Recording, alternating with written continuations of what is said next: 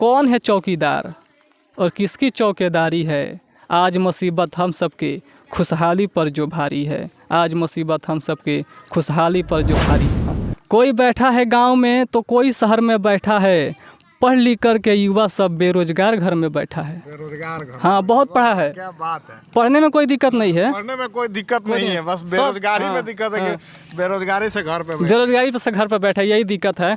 और ऐसा ही टैलेंटेड भी है हमारे सभी, बस सब टैलेंटेड है लेकिन उनको मौका नहीं दिया जाता। आज हमारे साथ मौजूद है समीर शायर। इनसे हम कुछ शायरी सुनेंगे कि किस तरह का शायरी ये लिखते हैं। बेरोजगारी पे ये इनकी अच्छी शायरी आती है और ये बहुत ही प्रसिद्ध है, यहाँ पे लोकल एरिया में बहुत ही ज़्यादा प्रसिद्ध है। तो हम इनसे सुनेंगे कि किस तरह का शायरी ये लिखते हैं और सरकार तक ये अपनी बातों को किस तरह से पहुँचाते हैं। तो बहुत बहुत स्वागत है समीर जी आपका।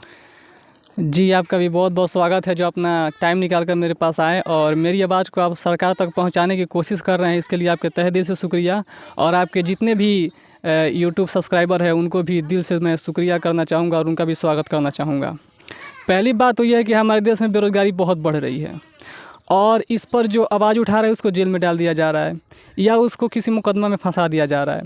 इस पर भी मैं और कोरोना के टाइम में जो हालात बने थे हमारे देश में, लोग घर पैदल जाने पर मजबूर हो गए थे, इस पर भी मेरी नज़र पड़ी। और उस वक्त मैं रांची में था, घर पे नहीं था, तो हालात बहुत खस्ता हो गए थे। इसलिए उस पर भी मज़दूरों के श्रद्धांजलि अर्पित करने के लिए मैं एक कविता बनाया था। उस कविता कुछ इस तरह है कि घर के वो सारे लगन छोड़कर, घर के वो सारे लगन छोड़कर निकले थे भौरे चमन छोड़कर। माँ बाप बच्चे दुल्हन छोड़कर, घर से निकले थे कमाने के लिए, घर के माँ बाप को और दुल्हन को छोड़कर घर। इसीलिए शायरी है, कविता है कि घर के वो सारे लगन छोड़कर निकले थे भौरे चमन छोड़कर। माँ बाप बच्चे दुल्हन छोड़कर और प्यारा सा भाई बहन छोड़कर, भाई बहन भी उसमें है, सबको छोड़कर निकले हैं। प्यारा सा भाई बहन छोड़कर मौत ने जब उन पे डाली नज़र तो रूह निकली उनका बदन छोड़कर। मौत ने जब उन पे डाली नज़र तो रूह निकली उनका बदन छोड़कर। अरे बेपरवाह हुकूमत, अरे बेपरवाह हुकूमत, तेरी ही वजह से मजदूर सिधार गए अपना वतन छोड़कर। वाह, क्या बात है। तो उनके दर्द में और मेरी भी आंखें नम हो गई थी, इसलिए मैंने लिख दिया। और आज जो ख़ास मुद्दा है बेरोज़गारी का, जो बढ़ रहा है हमारे देश में, नौजवानों के जो सपने चूर चूर किए जा रहे हैं और संस्थाओं के द्वारा उन पर पैसा लूटा जा रहा है उनसे फॉर्म के नाम पर। और एग्ज़ाम टाइम पे नहीं होता है, ना टाइम से रिजल्ट आया है, ना काउंसलिंग टाइम से नहीं होता है, और भर्ती का तो भूल ही जाइए। इस पर भी मेरी नज़र पड़ी और क्योंकि मैं भी नौजवान हूँ, मैं भी स्टूडेंट हूँ, मैं भी पढ़ रहा हूँ, तो मैं भी अपना दर्द इसमें लिखा हूँ कि मेरे देश में आखिर ये कैसी आफत जारी है। मेरे देश में आखिर ये कैसी आफत जारी है। आज मुसीबत हम सब के खुशहाली पर जो भारी है। मेरे देश में आखिर ये कैसी आफत जारी है। आज मुसीबत हम सब के खुशहाली पर जो भारी है। नौजवानों के ऊपर ये कैसी आफत आ गई। नौजवानों के ऊपर ये कैसी आफत आ गई।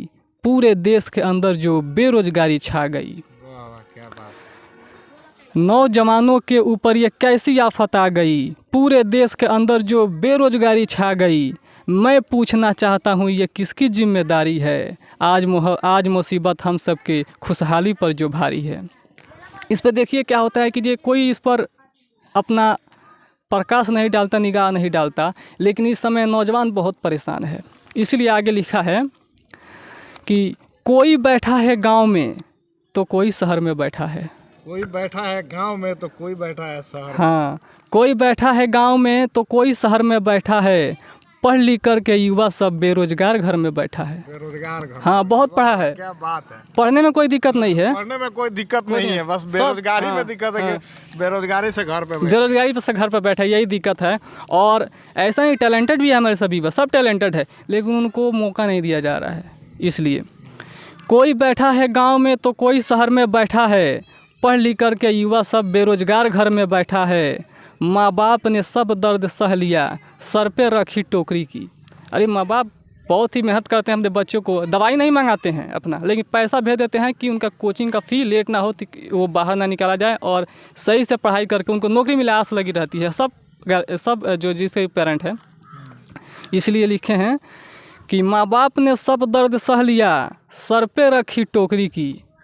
माँ बाप ने सब दर्द सह लिया, सर पे रखी टोकरी की, और संस्थाओं ने पैसा लूट लिया, झांसा देकर नौकरी की। वाह वाह, क्या बात है। संस्था जो होती है फॉर्म के नाम पर अरबों रुपया ले लेती है, लेकिन ना बाद में पेपर लीक कर देती पेपर लीक हो जाता है, एग्जाम भी नहीं होता है, टल जाता है। और जब टल गया तो क्लास तो चलेगा ही, और जब क्लास चलेगा तो उसमें कोचिंग वाले पैसा लेंगे, तो खूने में चुसा रहा है। इसलिए आगे लिखे हैं कि माँ बाप ने सब दर्द सह लिया, सर पे रखी टोकरी की, और संस्थाओं ने पैसा लूट लिया, झांसा देकर नौकरी की। खुशियों के दिन अब दूर हो गए, सिर्फ दर्द ही मिलते हैं। खुशियों के दिन दूर हो गए, सिर्फ दर्द ही मिलते हैं। जिस देश में गरीब भूखे हैं, उस देश में प्लेयर विदेशी करोड़ों रुपए में बिकते हैं। करोड़ों रुपए में बिकता है। जैसे देखते हैं कि जो IPL होता है, अपने देश का छोड़िए, सबसे महंगा प्लेयर विदेश का जो प्लेयर होता है अपने देश में बिकता है 18 करोड़ में, 17 करोड़ में। अगर उस पैसे को 17 करोड़ रुपया किसी ग्रामीण इलाके में लगा दिया जाए तो वहाँ पर रोजगार के अपॉर्चुनिटी बढ़ जाएगी। बिहार में तो खेलने के लिए ना टीम है, ना ही ग्राउंड है, कुछ भी नहीं है। उसके लिए भी तो तैयार किया जा सकता है, विदेशों से प्लेयर लाने की क्या। बिल्कुल, जैसे ही हमारा ग्राउंड है, इस पर बहुत से नेता आते हैं, अपना प्रवचन देकर चले जाते हैं, नहीं कोई इसमें काम नहीं कराता है बढ़िया से। जो भी काम हुआ है इसमें फील्ड को बिगाड़ने का काम हुआ है, अच्छा काम कुछ भी नहीं हुआ है। देख लीजिए, हालत देख सकते हैं आप। उसके बाद से इसलिए लिखा है कि खुशियों के दिन अब दूर हो गए, सिर्फ दर्द ही मिलते हैं। जिस देश में गरीब भूखे हैं, उस देश में प्लेयर विदेशी करोड़ों रुपए में बिकते हैं। हौसलों के शोले बुझ गए, हौसलों के शोले बुझ गए। नौजवानों को अंदर से जब पढ़ रहे थे, नौकरी नहीं मिले क्या करेंगे। हौसलों के शोले बुझ गए, सिर्फ बची चिंगारी है, आज मुसीबत हम सब के खुशहाली पर जो भारी है। हौसलों की जो आग है, जब पढ़ लिख कर कुछ बनेगा वो तो बुझ रही है धीरे धीरे, सिर्फ चिंगारी बची है। तो हौसलों के शोले बुझ गए, सिर्फ बची चिंगारी है, आज मोहब्बत हम सब के खुशहाली पर जो भारी है। और परेशानियों ने घेर लिया, परेशानियों ने घेर लिया, परेशानियों ने घेर लिया, घर की जिम्मेदारी जकड़ी है। जगह मतलब है जंजीर वंजीर। परेशानियों ने घेर लिया नौजवानों को, परेशानियों ने घेर लिया, घर की जिम्मेदारी जकड़ी है, और कैसे बेटा देख सकेगा जो बाप की झुकी पगड़ी है। जैसे कि जे नौकरी नहीं मिली और बाप ने कर्जा लेकर के बच्चों को पढ़ाया, और जब नौकरी नहीं मिली तो जब जो कर्जा दिया वो तो मांगेगा ही, तो जब पैसा टाइम पर नहीं दे पाएंगे, नौकरी नहीं रहेगी, पैसा नहीं दे पाएंगे, तो पगड़ी तो झुकेगी ही, सर झुकेगा ही। इसलिए लिखा है कि परेशानियों ने घेर लिया, घर की जिम्मेदारी जकड़ी है, और कैसे बेटा देख सकेगा जो बाप की झुकी पगड़ी है। इसलिए सोसाइटी जो सुसाइड करते हैं बच्चे, इसकी संख्या लगातार बढ़ रही है, आप ही देख रहे हैं। आगे लिखा है कि बजट तो हर साल बढ़ रहा, संसद वाली ताली से। बजट तो खाली ताली से ही बजट बढ़ रहा है, ताली से ही बढ़ता है, मतलब बहुत अच्छा संसद में बजट पेश किया जाता है, लेकिन उस बजट से कुछ फ़ायदा नज़र नहीं आ रहा है ज़मीनी स्तर पे।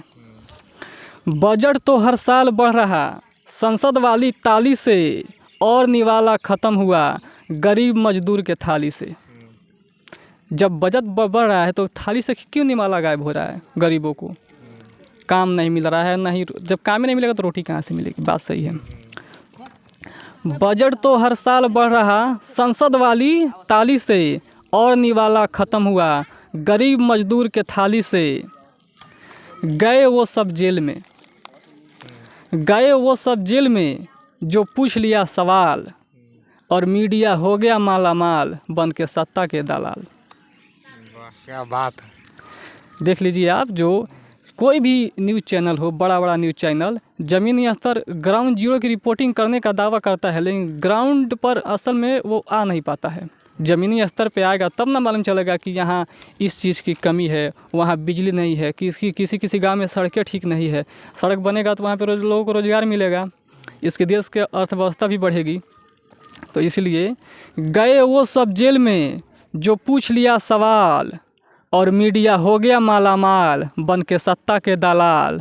कौन है चौकीदार और किसकी चौकीदारी है? आज मुसीबत हम सबके खुशहाली पर जो भारी है। आज मुसीबत हम सब के खुशहाली पर जो भारी है।